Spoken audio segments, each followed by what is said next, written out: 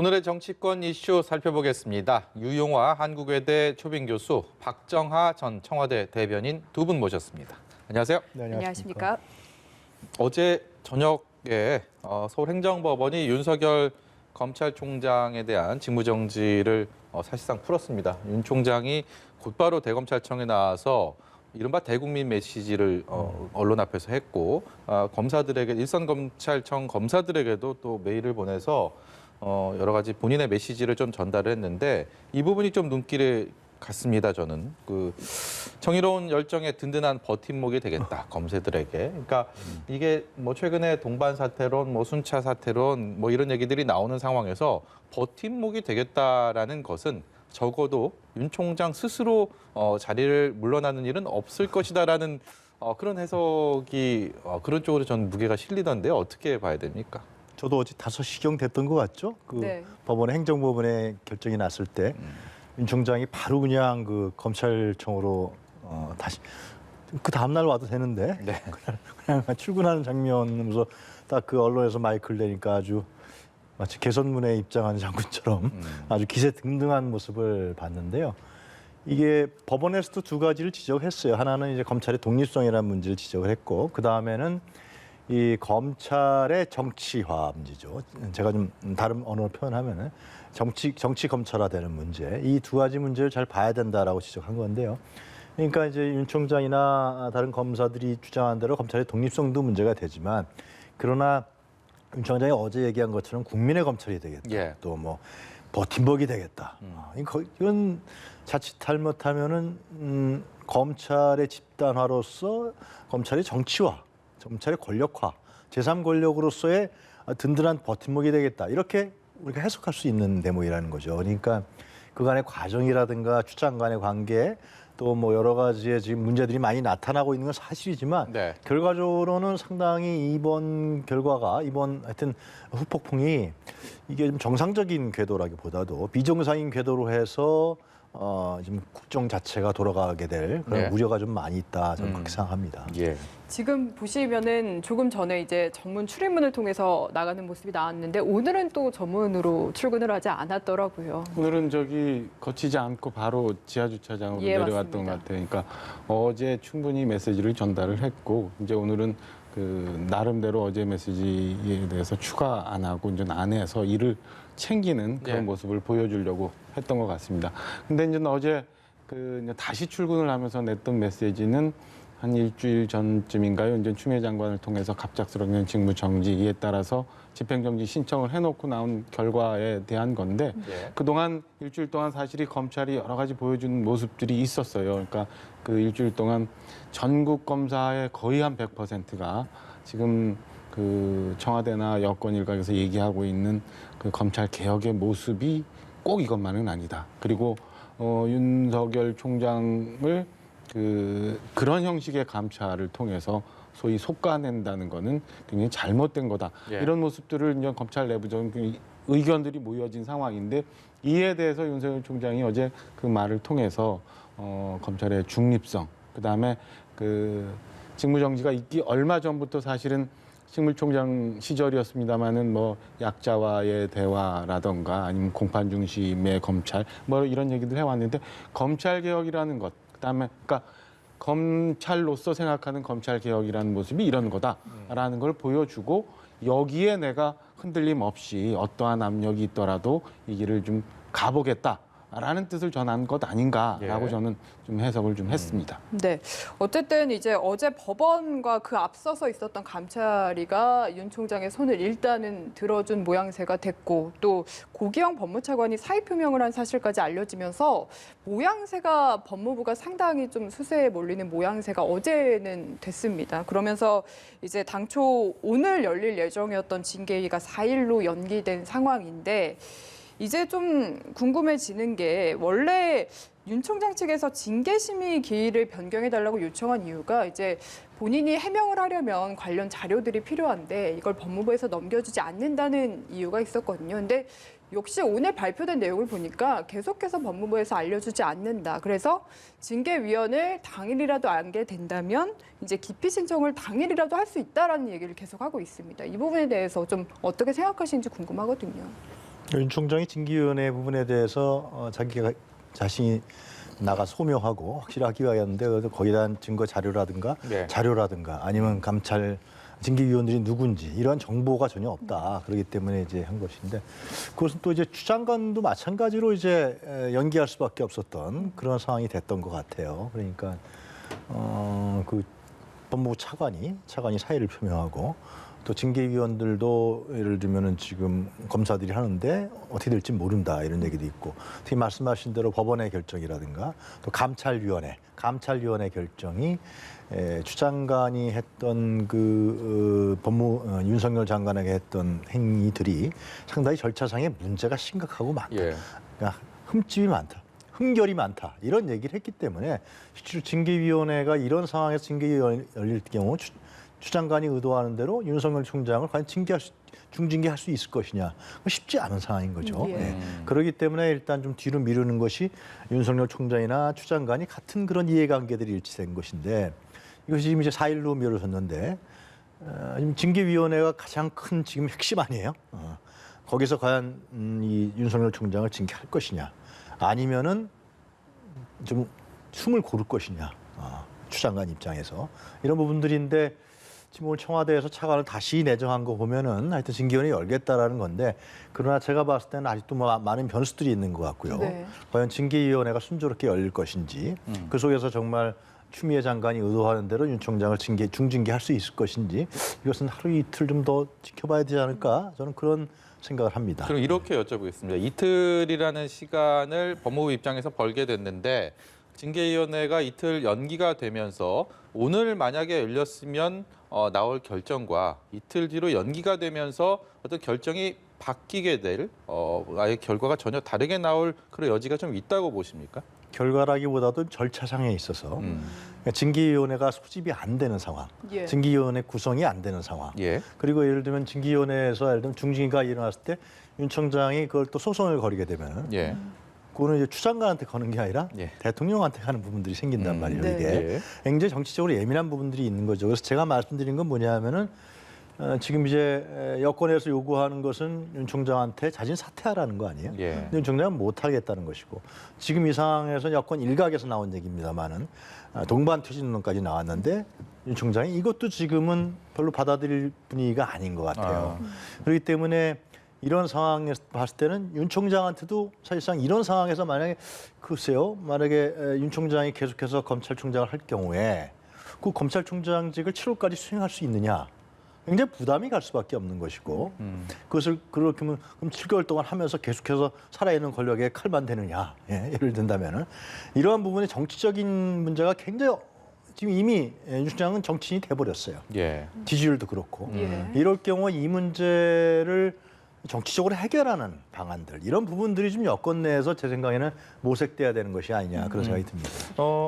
징계위가 뭐 오늘 열리나 내일 열리나 아니면 뭐 한 달 후에 열리나 저는 결과는 비슷했으리라고 정해져 봐야죠. 있다. 왜냐하면 그동안 윤석열 총장과 관련해서 직무배제 결정, 그 이에 따른 감사위의 반발, 예. 그다음에 어제 행정법원의 결과 뭐 이런 걸 보면은 사실은 그 결과는 결정되어 있고 징계위를 통해서 예. 그냥 일만 수행하는 그런 그림을 청와대도 그다음에 법무장관도 그리고 있었던 것 아닌가라는 생각이 듭니다. 그래서 결과는 마찬가지인데 지금 현재 오히려 법무부에서 걸려 있는 문제는 징계위 소집 자체가 가능한가 이런 수행의 문제로 좀 들어가고 있는 것 같아요. 이 건은 뭐냐면 사실은 그동안 뭐 징계위가 열리면 결국에는 장관이 지명하는 인사들로 진행이 됩니다. 예. 그러면 좀 그 장관이 있기 많이 영향을 미칠 수밖에 없는 상황인데 이 그동안의 윤석열 총장을 속아내기 위한 감찰의 결과, 직무배제 결과가 다 부정된 결과가 지금까지는 있어 왔어요. 감찰의 결과나 예. 그 행정법원의 법원, 결과나 예. 그렇기 때문에 지금은 이 관련된 그 지명되는 징계위 구성을 어떻게 하느냐에 따라서 결과가 이루어질 테지만 징계위 구성하는 각자 당사자들도 과연 법조인의 양심으로 예. 그다음에 이게 그 절차상의 미비점의 문제로 나중에 법적인 문제 이런 것들까지 고민을 한다면 과연 누가 먼저 손들고 내가 징계위에 참여해서 윤석열 총장에 대한 문제를 다루겠느냐 이런 고민이 생길 거거든요. 저는 오히려 그래서 결과는 마찬가지지만 어쨌든 징계 구성 자체부터 굉장히 고심스러운 부분으로 들어갔다. 이렇게 해석을 하고 싶습니다. 네, 공석이었던 법무차관 자리가 24시간도 안 된 시점에서 이용구 변호사로 내정이 됐습니다. 판사 출신이고요. 우리법연구회 출신입니다. 비검찰 출신으로서는 좀 처음으로 법무부 법무실장을 거쳤고 이게 60년 만이라고 합니다. 여러 가지 면에서 눈에 띄는 이력들인데 이 인선에 대해서는 어떻게 보셨습니까? 굉장히 이례적으로 빨리 이제 선임이 됐고요. 선임이 됐고 뭐 일각에서는 과연 이렇게 해가지고는 뭐 인사 검증 시간이 있었느냐라는 논란까지 있었는데 저는 청와대에서 그러니까 대통령이 분명한 사인을 줬다고 보여집니다. 이건 어쨌든 법무차관을 통해서 임명을 통해서 징계 구성을 하고 징계위를 열어서 애초에 뭐 그렸던 그림대로 가는 것을 청와대가 분명히 얘기를 했고 지금부터 이 건을 통해서 저는 오롯이 앞으로 생기는 모든 상황에 대해서는 이제 대통령의 정치적 책임, 정치적 부담으로 다 가는 상황으로 가고 있는 거 아닌가라는 생각입니다. 공교롭게도 또 사법연수원 23기면 윤석열 총장이랑 또 동기인데 좀 또 징계위원회 위원으로서 이제 참여를 유력하게 하게 될 텐데 어떤 뭐 역할을 하게 될 거라고 보세요? 그래서 좀 봐야 되지 않을까 싶습니다. 뭐 이제 이게 하루 이틀 어떻게 바뀌지? 근데 이제 문제는 이 싸움인데 솔직히 싸움이 돼 권력 간의 문제로 이제 비화돼 버렸는데. 예. 그러니까 이게 추미애 장관과 윤석열 총장 간의 문제를 넘어서 여권과 윤석열 총장 간의 문제로 좀 비화되고 확대돼 버렸어요. 예. 굉장히. 그렇기 때문에 여권에서도 이제 주시하는 것 같고 이걸 어떻게 정리할 것이냐, 그럼 어떻게 이것을 매듭질 것이냐. 이 연내는 넘기지 말아야 된다는 것이 공통된 의견인 것 같은데 예. 이런 데 초점이 맞춰져 있는 것 같아요. 그래서 지금 말씀하신 대로 과연 이제 윤석열 총장의 문제가 이제 사퇴 압박을 가해도 나를 해임하라 뭐 옆으로 나오는 얘기는 나를 해임하라 뭐 그런 식의 그러면서 여권 지지율 자체도 이제 굉장히 야권 지지층들을 다 흡수해버리는 이런 지지율이 나타나기 때문에 이 문제 정치화됐기 때문에 제 생각에는 아까도 말씀드렸다시피 이것을 어떻게 정치적으로 잘 풀 수 있느냐 이런 문제가 필요한 것 같고 네. 이 추미애 윤석열의 대립점보다도 좀 저는 좀 완충할 수 있는 좀 사람들이 좀 필요한 거 아니냐. 예. 거기서 어떠한 내용을 갖고서 윤석열 총장이 원하는 게 뭔지, 그리고 현 정권에서 원하는 게 무엇인지 이런 부분들 속에서 좀 내용들을 정리하면서 나가는 것이 필요하지 않냐. 예. 저는 그런 생각이 듭니다. 네, 어쨌든 서초동에서 잇따라 들려온 소식이 국회에서는 대리전 양상으로 이어지고 있다라는 소식 앞서서 전해드렸는데 민주당 이낙연 대표의 오늘 오전에 있었던 발언 듣고 오겠습니다. 국민의 검찰이 되자는 다짐이 검찰 내부에서도 나오곤 했습니다. 그렇다면 검찰은 국민이 원하는 개혁을 받아들이고 실행해야 마땅합니다. 검찰이 그렇게 하지 않고 개혁에 집단 저항하는 것으로 보이기 때문에 국민이 충분히 신뢰하지 못하는 것입니다. 검찰은 국민의 신뢰를 받는 명실상부한 국민의 검찰로 거듭나야 합니다. 우리는 결연한 의지로 검찰 개혁을 계속하겠습니다. 이 건에 대해서는 여당이 솔직하게 인정을 하고 지금까지 왔던 검찰 개혁이 사실은 외형적인 검찰 개혁이었고 속내는 검찰 장악하고 싶었다. 공수처 만들어서 좀 더 장악하고 싶다. 이런 얘기를 하고 이게 잘못됐다고 국민들의 판단이 있을 경우 좀 돌아가서 진짜 국민들이 바라는 검찰 개혁이 뭔지에 대해서 솔직하게 얘기를 해야지 네. 여전히 검찰의 집단 반발이다. 검찰 개혁을 위해서 계속 가겠다라고 하면 저는 이 판에서 벗어나지를 못할 거라고 보여집니다. 그래서 네. 이런 면에서 야당이 얘기하는 것처럼 이렇게 시끄럽게 했던 추미애 장관 빨리 정리해 줘야 되는 게 맞고요. 그다음에 윤석열 총장이 얘기하는 그다음에 그동안 검찰이 권력으로부터 좀 부담스러웠던 부분에 몇 가지의 수사들 소신껏 할 수 있게 해주고 난 다음에 그 정리를 해주는 게 맞지 않나라는 생각이 저는 들어요. 그래야 국민의 신뢰를 다시 회복할 수 있다라고 생각합니다. 그러면은 이어서 좀 야당이 오늘 윤 총장을 향해서 내놓은 메시지 좀 같이 들어보고 싶은데요. 먼저 주호영 국민의힘 원내대표의 목소리 직접 듣고 와서 이어서 이야기 나눠보겠습니다. 추미애 장관 경질하고 예. 윤석열 총장 임기 보장하고 소신껏 하라고 이야기를 하고 예. 그 대신에 윤석열 총장은 정치를 할 수 있다는 그 오해를 받고 있지 않습니까? 네. 그 윤석열 총장은 나는 정치 전혀 할 생각도 없고 저 정치 중립으로 검찰총장 직무만을 충실히 수행하겠다. 네. 이렇게 해야 대한민국의 법치주의가 살고 예. 검찰의 중립성과 독립성이 보장되는 길이라고 봅니다.